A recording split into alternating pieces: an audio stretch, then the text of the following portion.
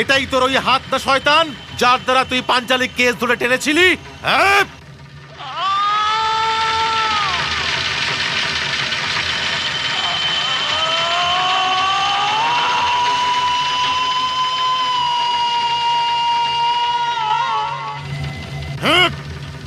আমি তো ছাতির রক্ত পান করব দুঃশাসন।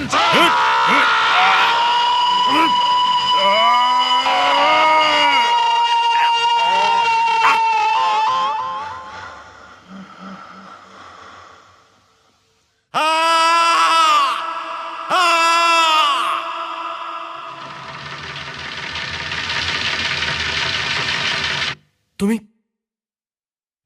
তুমি চুপ করে গেলে কেন সঞ্জয়? কিছু বলো।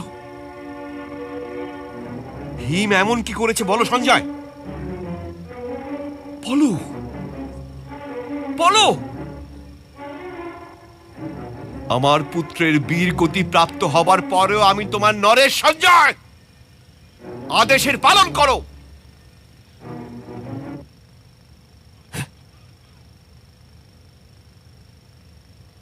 রাজকুমারী দুঃশাসন বীরগতি প্রাপ্ত হয়ে গেছেন মহারাজ।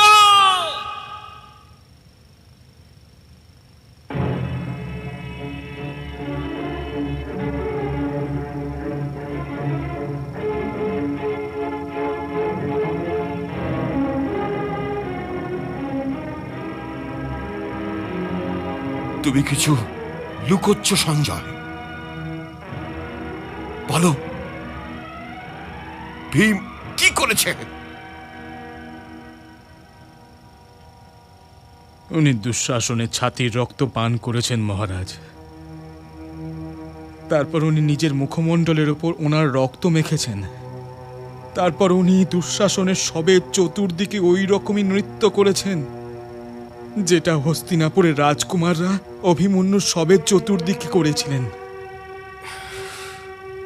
চুপ করে থেকো না সঞ্জয়, কিছু বলো। তারপর ওই কুন্তী পুত্র কি করেছে? তারপর উনি নিজের অঞ্জলিতে দুঃশাসনের রক্ত নেন আর শিবিরের দিকে দৌড়ে যান।